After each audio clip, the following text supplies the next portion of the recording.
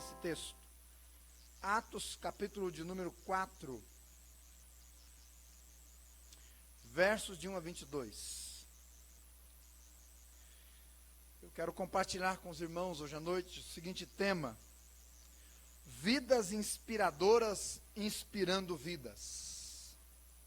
Vidas inspiradoras inspirando vidas, ou inspirando vida, né, para a nossa vida. Capítulo 4, versos de 1 a 22, peço que você acompanhe a leitura, por gentileza, com bastante atenção, para você entender bem o texto. E estando eles falando ao povo, sobrevieram os sacerdotes e o capitão do templo e os saduceus, doendo-se muito de que ensinassem o povo e anunciassem em Jesus a ressurreição dos mortos. E lançaram mão deles e os encerraram na prisão até o dia seguinte, pois já era tarde. Muitos, porém, dos que ouviram a palavra creram, e chegou o número desses homens a quase 5.000. E aconteceu no dia seguinte, reunirem-se em Jerusalém os seus principais, os anciãos, os escribas, e Anás, o sumo sacerdote, Caifás, e João, e Alexandre, e todos quantos havia da linhagem do sumo sacerdote. E pondo-os no meio, perguntaram: com que poder, ou em nome de quem fizestes isto? Então Pedro, cheio do Espírito Santo, lhes disse: principais do povo e vós, anciãos de Israel, visto que hoje somos interrogados acerca do benefício feito a um homem enfermo e do modo como foi curado, seja conhecido de vós todos e de todo o povo de Israel, que em nome de Jesus Cristo o Nazareno, aquele a quem vós crucificastes, e a quem Deus ressuscitou dos mortos, em nome desse é que este homem está são diante de vós. Ele é a pedra que foi rejeitada por vós, os edificadores, a qual foi posta por cabeça da esquina. E em nenhum outro há salvação, porque também abaixo do céu nenhum outro nome há dado entre os homens, pelo qual devamos ser salvos. Então eles, vendo a ousadia de Pedro e João, informados de que eram homens sem letras e indoutos, se maravilharam. E tinham conhecimento de que eles haviam estado com Jesus. E vendo estar com eles o homem que fora curado, nada tinham que dizer em contrário. Todavia, mandando-os sair fora do conselho, conferenciaram entre si, dizendo: que havemos de fazer a estes homens? Porque a todos os que habitam em Jerusalém é manifesto que por eles foi feito um sinal notório, e não o podemos negar. Mas para que não se divulgue mais entre o povo, ameacemo-los, para que não falem mais nesse nome a homem algum. E chamando-os, disseram-lhes que absolutamente não falassem, nem ensinassem no nome de Jesus. Respondendo, porém, Pedro e João lhes disseram: julgai vós se é justo diante de Deus ouvir-vos antes a vós do que a Deus. Porque não podemos deixar de falar do que temos visto e ouvido. Mas eles ainda os ameaçaram mais, e não achando motivo para os castigar, deixaram-nos ir por causa do povo, porque todos glorificavam a Deus pelo que acontecera, pois tinha mais de 40 anos o homem em quem se operara aquele milagre de saúde. Oremos. Senhor, obrigado pela tua palavra, e obrigado por nos trazer à memória um milagre tão maravilhoso e tão impactante, mas acima de tudo uma fé tão viva e tão eficaz como a de Pedro e João, que não ficou obscurecida pela pressão, nem diminuída pelo número de pessoas contrárias, mas, Senhor, ela vivificou, frutificou, transbordou, de maneira que calaram-se aqueles, ó Deus, que quiseram na fazer calar. Que nesta noite, Deus, estas vidas inspiradoras, que inspiraram vidas, continuem inspirando nossa vida, para que nós possamos, Senhor, tal qual eles, na geração de hoje, também sermos vivos, sermos homens e mulheres ousados e usados pelo Senhor, e quiçá, através de nossas vidas, o Senhor faça muitos milagres na vida de outras pessoas. especialmente o milagre da salvação. Eu oro por cada alma que está aqui e por aquelas que haverão de ouvir esta palavra, que o teu Espírito seja servido de aplicá-la nos nossos corações, de tal forma, Deus, que nós, impactados, desafiados, animados pelo Senhor, possamos realmente procurar, de ouvindo a tua voz, a direção do teu Espírito, fazer a tua vontade. Abençoe hoje à noite cada alma, em nome de Jesus Cristo. Amém. A vida de uma pessoa, meus irmãos, é muito importante. Preste atenção no que eu estou te dizendo. A vida de uma pessoa é muito importante. Portanto, a sua vida, se você anda com Deus, é muito importante. Sua forma de conviver com outros, a maneira de falar, os projetos que a pessoa desenvolve, sempre tem um efeito nela mesma, mas especialmente em outros. Eu me recordo de quando eu era bem novinho, convertido, isso lá pelos idos do ano de 1990. Faz tempo. Eu tinha 3 meses de convertido na cidade de Marilândia do Sul, quando num sábado veio um irmão de Curitiba, já de uns 3, 4 anos de convertido, nos visitar. Ele, a sua esposa, a convite na época do pastor Benedito. E esse irmão esteve conosco no sábado à noite, na reunião de jovens, onde ele deu um testemunho. E compartilhou como foi que ele conheceu o Salvador Jesus Cristo. Ele, tão duro de coração, tão religioso, tão depravado e ao mesmo tempo tão necessitado. E através de um estudo bíblico, Deus lhe falou ao coração, ele entendeu a mensagem e creu, e Deus mudou a vida dele, da sua esposa. Ele era enfermeiro ele trabalhava numa área da enfermagem, não especificamente como enfermeiro, mas ele trabalhava lá como auxiliar numa área de enfermagem, no hospital de Curitiba, e a sua esposa era uma enfermeira formada, atuante. No domingo de manhã, ele novamente deu um testemunho para a igreja. À tarde fez uma instalação elétrica na casa do irmão, como é que chama o pai do Lorival? Chamava o pai do Lorival, você lembra? Me fugiu. O filho dele chamava Lorival, né? Miquelão, exatamente, né? O irmão Miquelão.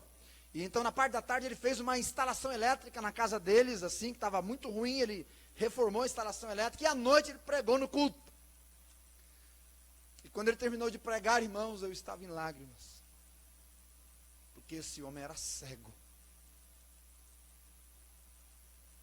dos 2 olhos, completamente cego. Mas ele converteu, e ele testemunhou para a igreja, fez uma instalação elétrica, eu com 2 olhos, malemar uma tomada, e ainda pregou no culto à noite. Naquele dia, irmãos, eu disse: Senhor, se tu podes usar um cego, o Senhor também pode usar a minha vida. Tal foi o impacto que eu recebi de ver a vida daquele irmão, Vicente, o nome dele. Eu fui impactado com a vida dele. Então, a vida de uma pessoa é muito importante. Portanto, a sua vida, o que você faz, a forma como você vive, o teu relacionamento com Deus é extremamente importante. Talvez dentro da sua casa as pessoas não sejam convertidas ainda, e você sofre com o marido, com uma esposa, com filhos que talvez não queiram saber de Deus até agora. E às vezes você fica pensando: será que está valendo a pena? Será que está fazendo diferença? Será que no decorrer dos anos a minha vida vai frutificar? Será que isso vai dar algum fruto? Calma, paciência. Deus não tem pressa. O tempo dele é diferente do meu e do seu.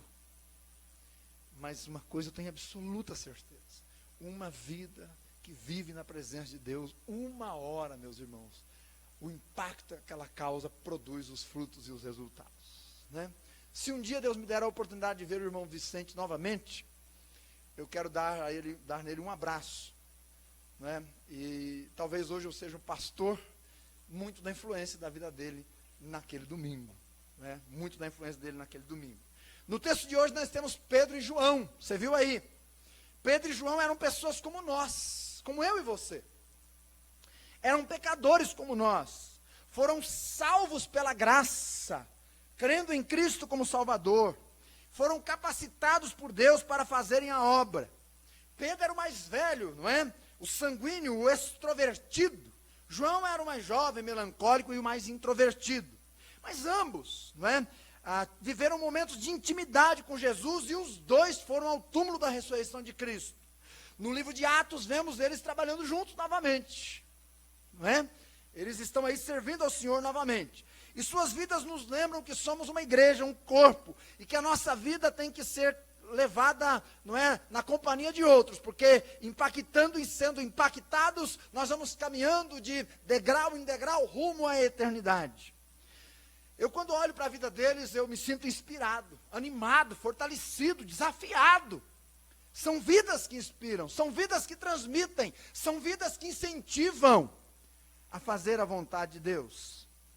Seu conhecimento de Deus não era divorciado da sua prática. Não é? Ou seja, eles andavam na medida da fé que tinham alcançado, na medida do conhecimento que haviam alcançado. Eles estavam colocando em ação aquilo que haviam acabado de aprender. Não só isso, mas eles eram homens em quem o Espírito Santo plenamente tinha liberdade de agir. Eles eram homens que o Espírito Santo tinha plena liberdade de agir e usar. Por isso suas vidas impactaram, por isso suas vidas inspiram. E inspiram de que forma? Eu quero olhar no texto com os irmãos de maneira breve, para que nós possamos aprender com a maneira como eles impactaram a sua geração. E eu e você possamos impactar a nós, as pessoas que estão ao nosso redor, as vidas que estão próximas de nós.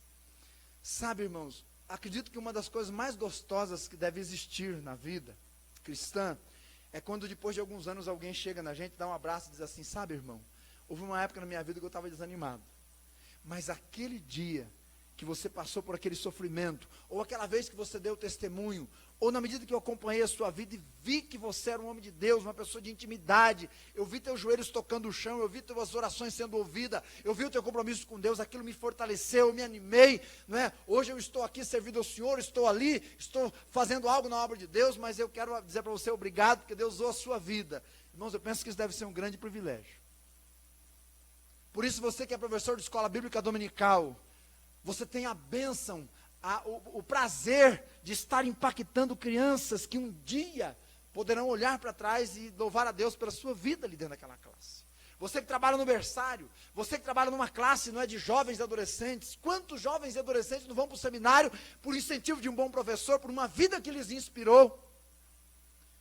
Aproveite esta oportunidade, porque um dia a recompensa virá com toda certeza. Como é que Pedro e João impactaram aquela época? Como é que eles impactam nossa vida hoje? Em primeiro lugar, suas vidas impressionaram os que estavam ao seu redor pelo feito realizado. Versículo 13, diz a palavra: então eles, vendo a ousadia de Pedro e João, e informados de que eram homens sem letras, indoutos, se maravilharam, e tinham conhecimento de que eles haviam estado com Jesus. Perceba que havia uma reunião de autoridades reunidas, porque estavam preocupados com o milagre que tinha acontecido numa pessoa que era enferma, e Pedro e João, por conta daquilo, ganharam terreno e almas se converteram. E diz, as autoridades estavam aí impactadas, porque Pedro e João eram iletrados, mas eram ousados, tinham intrepidez. As autoridades ficaram impactadas e se maravilharam por verem e ouvirem aqueles homens. Meus irmãos, nós, ou você que conhece Jesus como Salvador, nós não podemos passar em nenhum lugar da nossa vida, seja numa máquina de pedágio, seja num caixa eletrônico, seja num caixa de supermercado, seja no local de trabalho, seja numa faculdade, seja numa escola, seja numa rua, nós não podemos passar sem ser notados. Tem pessoas que passam, mas nós não podemos. Nós precisamos pedir que o Senhor realmente use a nossa vida para impactar, para chamar a atenção das pessoas, quem sabe causar um rebuliço ali, chamar a atenção das pessoas para Deus, para as coisas de Deus, para o reino de Deus. O mundo quer admirar alguma coisa, E eles precisam admirar algo nos filhos de Deus. Eles precisam admirar Deus nos seus filhos. Dá-nos a impressão que muitos, não têm vivido vidas assim. Mas isso não precisa ser a sua realidade, não é? De uma vida vazia, insossa e que não transmite o reino de Deus, o evangelho, o nome de Deus. Aquelas autoridades estavam admiradas com a intrepidez de Pedro e João. Aqueles homens eram animados. Cristão tem que ser animado. E animado pelo Espírito, animado pela palavra, animado pelos projetos de Deus, animado pelas coisas que eles ouvem de Deus. Eu não sei se você já está sabendo, eu já estou com um pouco de cuidado de falar. Eu estou aqui tentando segurar minha língua para não falar, para não queimar, mas eu vou falar. Eu recebi uma mensagem agora à tarde, pedi confirmação e recebi o vídeo de que o presidente boliviano Evo Morales, neste final de semana, revogou, cancelou o Código Penal boliviano, de maneira que o cristianismo volta a ter plena liberdade no país. Para a glória do Senhor, em resposta à oração do povo de Deus. Queira o Senhor, confirmar esta minha palavra. Que seja tudo conforme está lá registrado. Crente tem que ser animado. Crente tem que ter joelho no chão, olhos no céu, alegria no peito, por viver e servir um Deus vivo. Crente tem que ser corajoso. Não temer a morte, não temer ninguém, não temer sequer, pessoas que possam querer nos impedir de pregar. Uma coisa que me impactou na Bolívia foi ver numa foto dezenas de pessoas em praças públicas reunidas, orando e clamando a Deus. Crentes têm que ser ousados. Eles têm que viver ousadamente para a glória do Senhor. Meus irmãos, nada continuava do mesmo jeito ou no mesmo lugar onde a planta de Pedro e João batia. Onde eles colocavam o pé, a coisa mudava, acontecia alguma coisa. Eles não passavam despercebidos. Eles eram notados por suas vidas maiúsculas com Deus. E por que essas vidas impressionaram? Porque havia temor naqueles homens do Senhor. Eles temiam a Deus. O seu temor significava que eles tinham plena consciência, não só de que eram pessoas de Deus, mas de que, sendo pessoas de Deus, onde eles estavam, a mão de Deus estava. Ei, será que você tem essa consciência? Será que eu tenho essa consciência de verdade? Onde eu estou, o Senhor está comigo. O que eu faço tem a bênção de Deus. O que eu falo tem a autoridade do Espírito Santo. Meus irmãos, crente tem que ser crente de verdade. Tem que andar no poder, na glória, no nome do Senhor. No temor a Deus. Eclesiastes, no capítulo 5, verso de 1 a 7, nos dá 6 maneiras de temer a Deus. Ele diz lá, primeiro, guarde o teu pé. Versículo de número 1. Guarde o teu pé. Quando entrares na casa de Deus, por onde você andar, meus irmãos, revelamos temor a Deus nos lugares onde andamos. Aonde vamos, o que fazemos, de dia, de noite, de madrugada, dentro da cidade, fora da cidade. Segundo, ele diz, inclina-te mais a ouvir do que a falar. Versículo 1. E aqui eu sempre me lembro da Maria, irmã de Marta, que inclinou-se aos pés de Jesus. Ele diz no versículo 2, cuide, porque Deus está no céu, mas você está na terra. Ou seja, Ele é verdadeiramente o olho que tudo vê. Aquele olho que tem na nota lá do dinheiro lá, do dólar lá, que é o olho que tudo vê, que é uma falácia. O olho que tudo vê não é aquele. O olho que tudo vê está no céu, é o olho do Senhor Deus Todo-Poderoso, que enxerga todos em todos os cantos deste mundo. Versículo 4, ele diz assim, versículo 3, ele diz assim, não te preocupes com a quantidade de sonhos.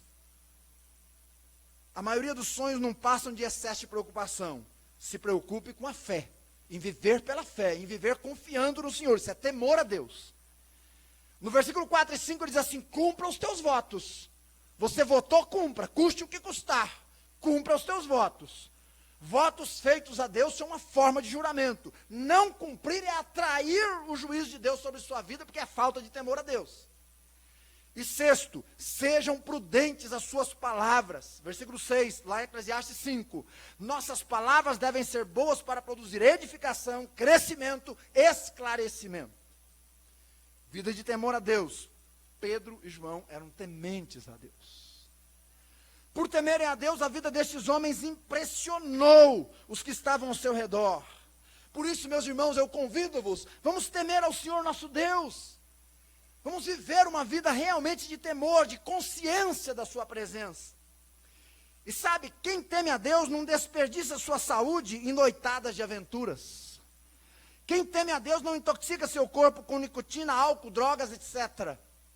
Quem teme a Deus não entrega o seu corpo para a impureza e promiscuidade sexual. Quem teme a Deus não entrega sua língua à maledicência.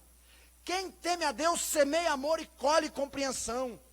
Quem teme a Deus não guarda mágoas em seu coração e abençoa aqueles que os maldizem. Quem teme a Deus não é estrangulado pela ansiedade, mas entrega-se aos cuidados do Senhor. E o temor a Deus, meus irmãos, na medida que uma pessoa teme a Deus, ela tem consciência da presença de Deus e ela procura de andar de acordo com a palavra, ela teme ao Senhor, ela procura de andar diante dos olhos do Senhor, ela não vive de outra forma, senão de uma maneira santa. De uma maneira santa. É santidade de vida. Agora, a vida de santidade leva uma pessoa à vida de sanidade. Quem tem uma vida de santidade também tem uma vida de santidade, ou seja, uma vida sadia. Não vive mais uma vida insana. E eu quero te mostrar algo interessante. A palavra santidade apareceu ali no slide. E a palavra sanidade também. Perguntinha de vestibular. Qual a diferença entre as duas? Muito fácil, né? Qual a diferença? Santidade, sanidade, a letra T. A única diferença.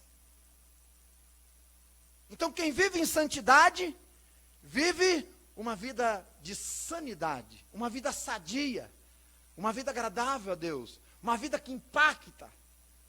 Agora, a letra T, meus irmãos, é uma letra muito importante, porque ela é a diferença. E ela representa a cruz e o crucificado. E por causa do crucificado, é que a nossa vida faz diferença. Então a vida de uma pessoa só pode ser diferente por causa do crucificado, por causa de Jesus Cristo. Então quando Cristo governa a nossa vida, encontramos saúde para o nosso corpo, refrigério para os nossos ossos e vida para o nosso espírito. Jesus é a nossa vida. E quando Jesus é a nossa vida, nós impactamos quem está ao nosso redor.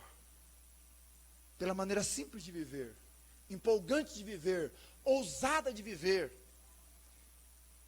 Uma menina de 12 anos essa semana me disse assim: pastor, chegou terça-feira e eu não estava com vontade de ler a Bíblia.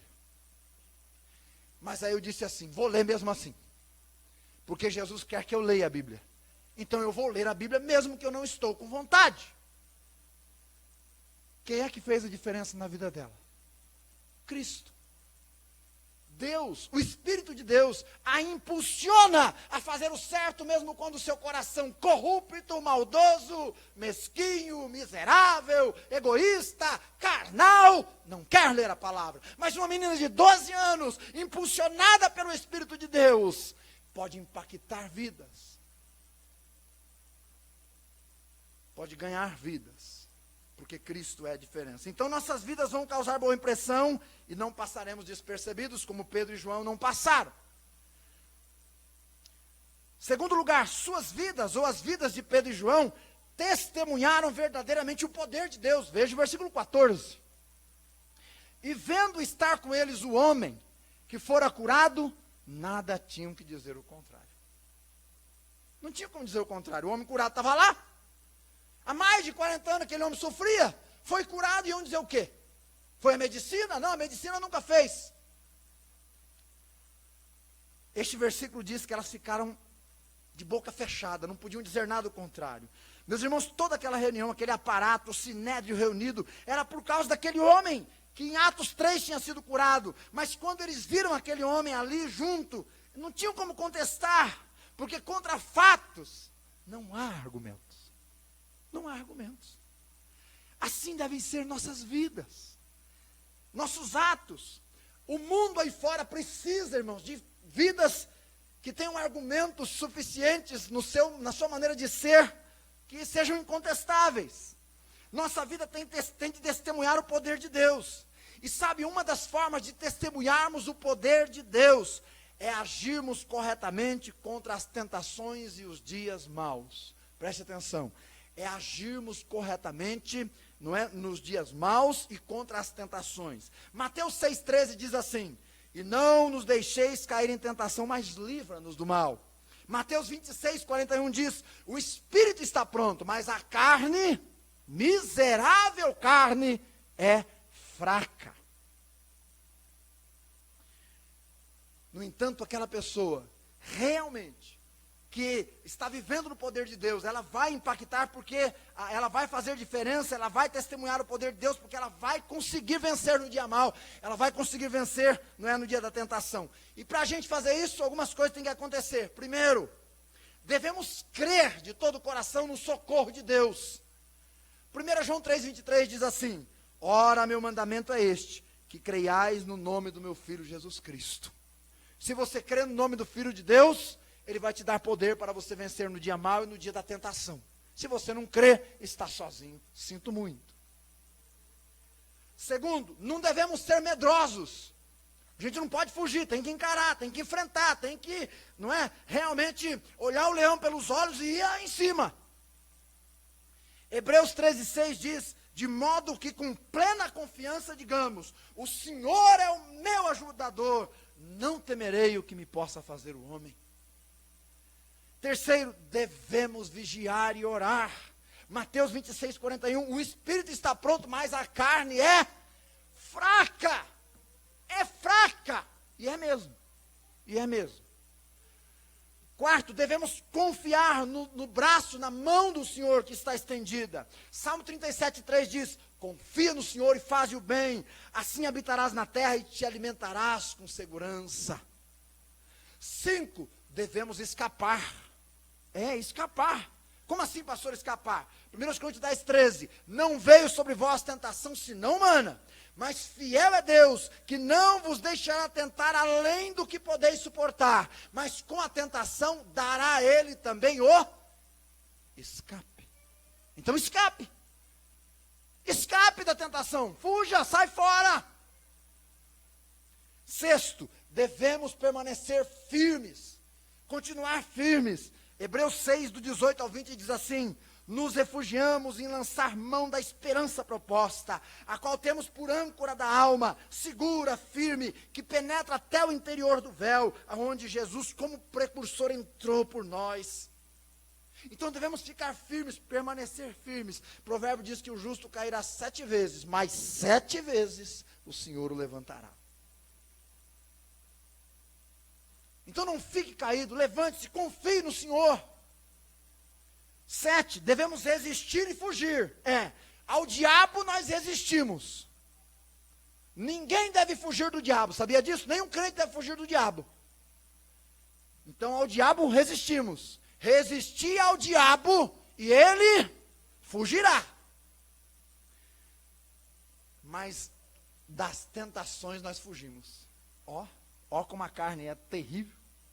Das tentações nós temos que fugir, porque ela tem uma força muito grande. Por isso, Efésios 6,13 diz: portanto, tomai toda a armadura de Deus, para que possais resistir no dia mau, e havendo feito tudo, permanecerdes firmes. E 8, devemos alcançar a vitória. 1 Coríntios 15:57, graças a Deus que nos dá a vitória por meio de nosso Senhor Jesus Cristo. Foi assim que Pedro e João agiram. Eles oraram, aquele homem foi curado. Eles levaram aquele homem para dentro do templo. Quando chegou lá, reuniram as autoridades, estavam um alvoroço danado e eles não fugiram, eles resistiram, permaneceram, proclamaram e impactaram aquelas vidas. Eles confiaram em Deus, então a vida deles brilhou para Jesus intensamente onde eles estavam. As pessoas viam neles, irmãos, viam neles. Diz o texto que reconheceram que eles haviam estado com... Sabe qual é o nosso problema? Muitas vezes, e quando eu digo nosso, eu estou dizendo meu problema, seu problema. O nosso problema muitas vezes é que a gente cai diante da tentação. É que às vezes o diabo quer realmente atazanar a nossa vida, porque nós passamos muito pouco tempo com Jesus. Muito pouco tempo. Irmãos, nossos joelhos às vezes tocam tão pouco esse chão. Nós deveríamos já estar com os nossos joelhos com uma bola desse tamanho. As irmãs deveriam até estar com vergonha de levantar, não é? De colocar uma bermuda em casa, por causa do joelho, está um caroço desse tamanho assim, de calo. Mas por quê? Porque são joelhos que oram, que buscam, que clamam, que estão com Jesus. Arruma uma almofadinha e resolve. Mas ore, clame, coloque os seus joelhos na presença de Deus, como aqueles homens fizeram. E aí a sua vida impactou. Fez diferença. Terceiro, suas vidas incomodavam. Versículo de número 16, olhe lá. E dizendo, o que havemos de fazer com esses homens? Será que vai chegar um dia que alguém vai olhar para nós aqui em Campinas e vai dizer, o que nós vamos fazer com essa igreja ali, hein? Será que o prefeito vai ter que vir aqui com a comitiva e dizer assim, gente, é o seguinte, vamos bater um papo aqui, que o bairro aqui está incomodado com vocês. Mas não é porque a gente faz bagunça, desrespeita a lei, não, é por causa que a nossa vida está fazendo diferença mesmo. Está chamando a atenção no sentido bíblico. Porque a todos os que habitavam em Jerusalém, era manifesto por eles, que foi feito um sinal notório e inegável. Inegável. Meus irmãos, Pedro e João foram uma pedra no sapato das autoridades religiosas e políticas daquela época. Foram uma pedra. Robson Cavalcante escreveu um apreciado livro intitulado, que eu acho que você não vai gostar de ler, mas o título do livro é interessante, Cristão, esse chato. Sabe quando que um cristão é chato? Quando ele vive uma vida de temor a Deus, uma vida consagrada a Deus. Porque daí as pessoas que estão fazendo coisa errada não vão querer ficar perto dele, porque a vida dele vai incomodar. Ah, vai. Aquelas marmotas que acontecem lá no trabalho, aquelas notas fiscal lá que entra num preço e sai em outro, aquele negócio não vai acontecer mais ali onde ele estiver, não vai. Aí vai incomodar, vai chamar atenção. Toda Jerusalém era sabedora do acontecimento, sem TV, jornal, rádio ou telefone. Mesmo assim, todo mundo comentava, a conversa nos idosos, nos jovens, nas crianças era uma só. Olha, o coxo da porta do templo foi curado, Pedro e João estão pregando a palavra e 5.000 pessoas se renderam aos pés de Jesus. Eu tenho pedido a Deus para me tornar um incômodo nesse mundo, irmãos. Eu tenho pedido a Deus, eu quero ser um incômodo aqui nessa cidade. No bom sentido. Eu quero brilhar para Jesus. Eu quero fazer a minha parte. Eu quero testemunhar com a minha boca, com a minha vida. Eu quero ser junto com você um vaso de bênção, junto com o pastor Carlos. Nós queremos ser um instrumento para a glória de Deus. Por isso que no nosso programa de rádio, a gente tem procurado ser zeloso numa área e em outra, e pregar a palavra para fazer diferença no rádio. Nós queremos fazer, nós queremos incomodar por estarmos vivendo uma vida séria com Deus. Por isso precisamos das suas orações, da sua companhia, do seu apoio, do seu joelho no chão em nosso favor. E queremos que você também seja. Nós queremos ouvir notícias aqui das nossas crianças na escola, que elas estão sendo diferentes pela maneira do comportamento, a educação que os pais dão em casa é diferente. Nós queremos ouvir dos adolescentes que eles estão pregando o evangelho, que eles estão levando outros adolescentes a Cristo. Nós queremos ouvir, porque nós queremos assim ser. O cristão que não incomoda é porque está acomodado em sua vida morna. E a vida morna é aquela vida que não se identifica como cristão, nem com a vida e nem com a boca. A vida morna como cristão é aquela que a pessoa faz só para o gasto que tem que fazer, mais nada. É aquela pessoa que nem nas reuniões familiares, muito menos no seu trabalho, faz uma oração. A vida morna é aquela que não lê a escritura, ou lê quando dá, ora quando a coisa aperta e contribui para aliviar a consciência. Quando a pessoa está vivendo assim, ela está acomodada e nem percebeu. Está debaixo da sonolência do pecado e nem percebeu. Então ela não faz diferença, nem na sua igreja, nem em lugar nenhum. Mas, meus irmãos, esse tipo de cristão, às vezes, vai incomodar ou chamar atenção, não é por ter uma vida santa e correta com Deus, mas é que no seu acomodamento espiritual, ela começa a manifestar a sua carne. Lembra que a carne é fraca? Ela é fraca para as coisas de Deus, mas para as coisas dela, para a sua natureza, para as suas finalidades, ela é forte. E as obras da carne são terríveis. E uma das obras da carne, não é? se chama ira. Você conhece pessoa irada? Pessoa que você não contou 2, ela já bateu em 3. Conhece pessoa assim? Existem 3 tipos de ira. Número 1, a ira neurótica. Número 2, a ira explosiva. Número 3, a ira bíblica. Tem ira bíblica, pastor? Tem. Tem que ter. E tem. A Escritura diz, irai-vos e não pequeis. Não pequeis. Mas um crente pode se irar? Pode, mas nem sempre pelo que está, aliás, mas sempre pelo que está errado, e sempre quando ele se irar tem que ser sob controle. Quando ele perde o controle, deixa de ser bíblico. Aí faz a diferença porque escandaliza. Já pensou um crente irado no serviço? Vai chamar atenção? Vai. Vai ser conhecido? Vai. Vai testemunhar? Vai. Pro diabo. Pro mal. Para impedir pessoas de chegarem nos caminhos do Senhor? Vai. Claro que vai. Porque ou nós somos vasos de honra ou vasos de desonra. Então vai. Note, a ira neurótica é aquela ira que estoura para dentro. Estoura para dentro.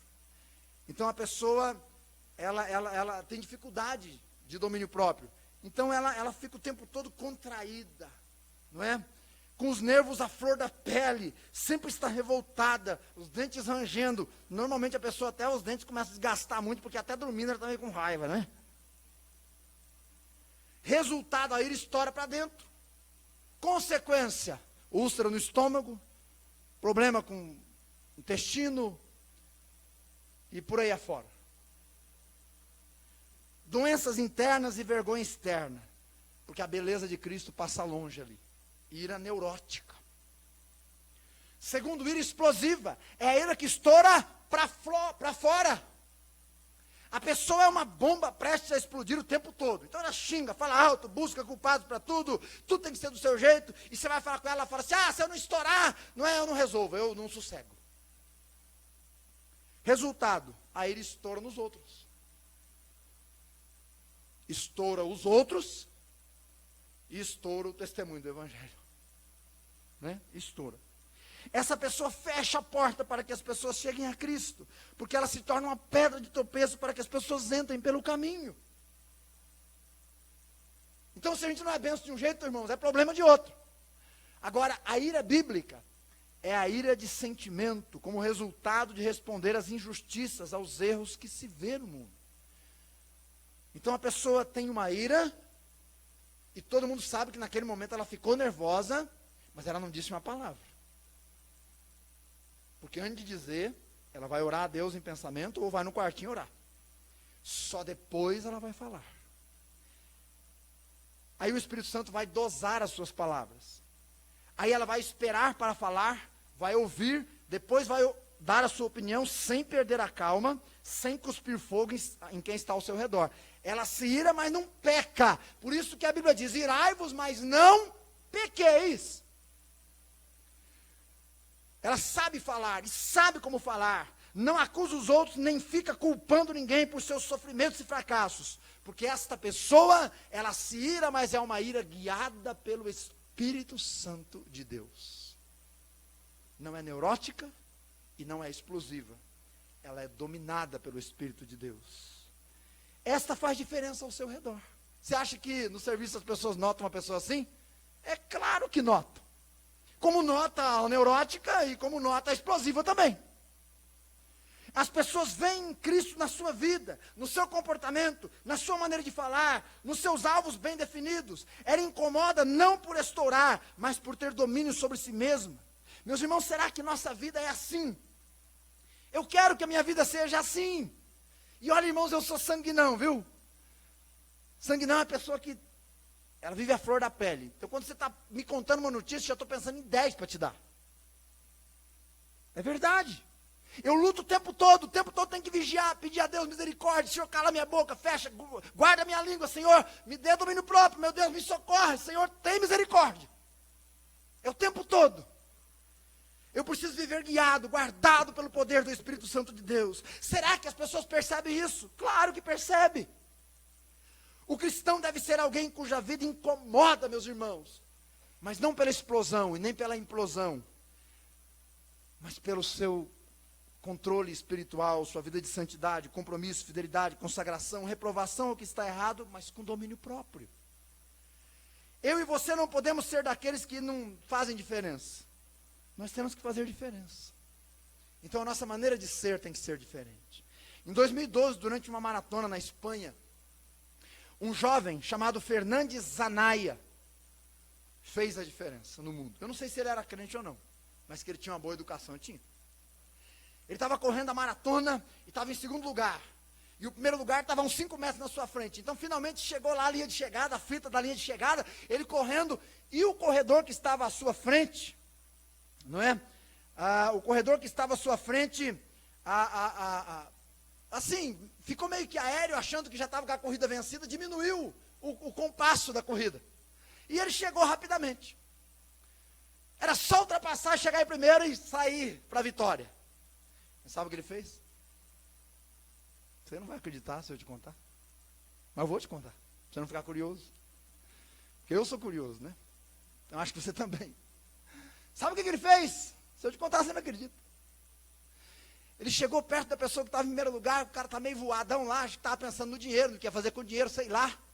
Ele chegou assim e deu um empurrão no cara. E aí começou a empurrar o cara, pro cara ir. Aí o cara acordou e disse, opa, o segundo lugar está aqui me batendo nas costas. E correu mais um pouquinho. E aí ele conteve-se e deixou a pessoa chegar em primeiro lugar. Ele chegou em segundo lugar. Fez diferença ou não fez?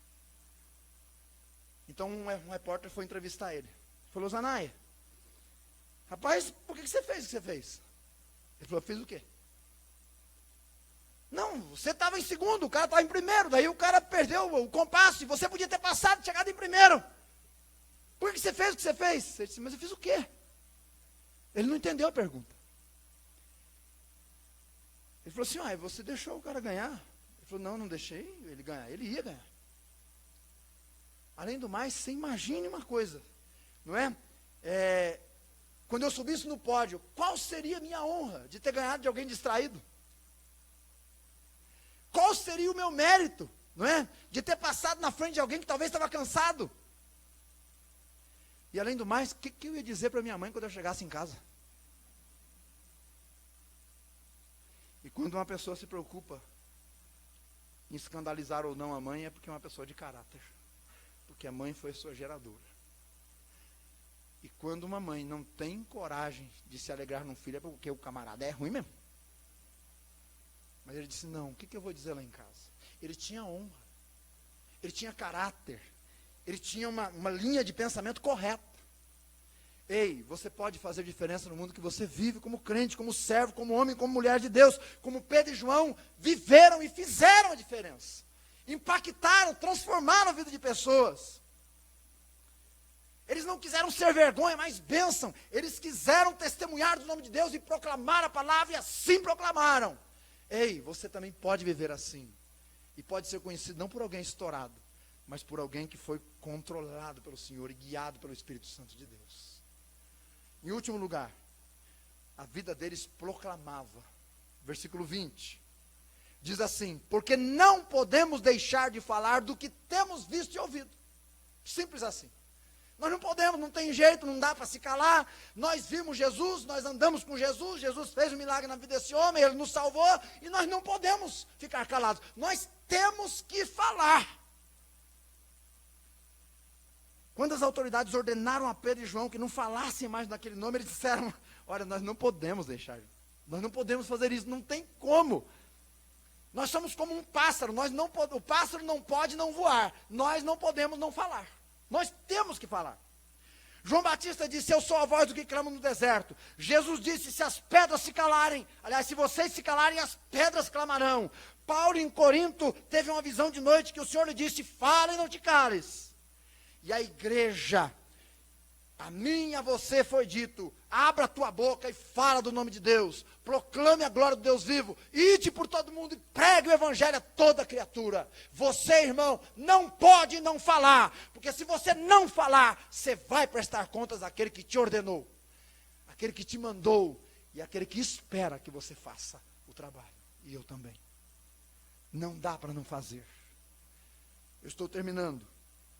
A mensagem do Evangelho deve ser permanentemente relembrada, universalmente entendida e claramente proclamada. A vida do crente não pode ser outra coisa senão uma vida de proclamação. E sabe de uma coisa? Amor e conhecimento só tem valor se a gente ama e compartilha. Porque se você não compartilhar amor e não compartilhar conhecimento, não vale nada isso aí. Não vale nada. Do que vale uma pessoa com cabeça desse tamanho de conhecimento dentro de um túmulo? Vale alguma coisa? Nada. Não vale nada. Então é necessário compartilhar, precisamos compartilhar. Nesse sentido, ou somos vasos de honra ou de desonra, ou exalamos o bom perfume de Cristo, ou exalamos o odor de uma vida cheia de pecados. Neutro nunca somos. Jeremias 47:7 diz: como podemos ficar quietos se o Senhor nos deu uma ordem? Como? Meus irmãos, não podemos nos calar por causa do Senhor, por causa dos perdidos, por causa do que Cristo fez, por causa do que outros já fizeram, por causa do tribunal de Cristo, porque a fé vem pelo ouvir e ouvir a palavra de Deus que está na sua boca e no seu coração. Então fale de Jesus Cristo. Vidas inspiradoras inspiram vidas. Quando chegar o final de 2008, eu quero olhar para trás e ver pelo menos uns 5 ou 6 aqui que Deus me usou para ganhar para Ele. E eu desejo o mesmo para você, para que sua vida inspire outros a seguir a Jesus Cristo. E eu termino. Qual era o segredo de Pedro e João? Eu disse aqui que eles eram iguais a nós. Qual era o segredo? O segredo, irmãos, é a dependência do Espírito de Deus. Versículo 8. Então Pedro, preste atenção, cheio do Espírito Santo. É isso aqui o segredo. Cheio do Espírito Santo. Meus irmãos, ser cheio do Espírito Santo não é ter mais do Espírito, não. Como tem gente esperando vir o Espírito aí, o Espírito já veio, ó. No dia que ela creu, o Espírito já veio. Não é ter mais dele, não. É Ele ter mais de você e de mim. É Ele ter mais de nós, mais das nossas palavras, do nosso tempo, da nossa vida, da nossa consagração e entrega. Sabe por que a vida de Pedro e João impactou? Porque eles inspiraram, dependendo do Espírito Santo de Deus. E nossas vidas inspirarão vidas que inspire a minha e a sua. Que nós, como igreja, possamos ser neste bairro uma luz que brilha, atraindo outros para Cristo Jesus e animando outros para servirem o Mestre. Que Ele nos abençoe. Curva a sua fronte. A gente vai orar. Querido Pai, na Tua presença, em nome de Jesus estamos. E queremos agradecer pela Tua palavra. Será inútil, Senhor, nós vivermos 30, 40, 50, 60 anos como cristãos, se não dependermos do Teu Espírito para inspirarmos outras pessoas a seguir o Senhor fielmente. Por favor, nos ajude. Que a luz do Senhor brilhe de tal forma em nossas vidas que nós possamos transmitir essa luz a outros. O Senhor Jesus disse: vocês são a luz do mundo. Que nós possamos ser de verdade, Pai. Ajude-nos. Trabalhe as nossas fraquezas. Talvez algumas pessoas aqui tenham que lidar com a ira mesmo. Talvez algumas pessoas aqui estão acomodadas. Talvez alguns de nós, Senhor Deus, ainda não descobriu o prazer, a alegria de ver pessoas se rendendo a Cristo, através da pregação, através do testemunho. Ó, querido Pai, vem nos visitar, rasgue este céu, Senhor, que o Teu Espírito visite os corações hoje à noite, que o Senhor avive-nos para a Tua glória, desperte-nos para fazermos a Tua vontade, para amarmos o Senhor sobre todas as coisas, para honrarmos o Teu nome sobre tudo, Pai. Toma nos Teus braços cada vida, cada família aqui, que nós sejamos pessoas que incomodam pela maneira justa, fiel e dedicada de vivermos. Que nós possamos ser pessoas que realmente compartilham o Teu amor, Pai. Pessoas que realmente fazem a diferença, que impactam vidas, que geram vidas para a glória do Senhor. Obrigado por Pedro e João, há tanto tempo e até hoje brilham para o Senhor. Ainda mortos falam. Que nós sejamos de igual modo assim. Enquanto você está com a sua fronte curvada, Eu estou terminando a minha oração. Quero pedir que quando eu terminar de orar, você continue orando. E você faça compromissos com Deus.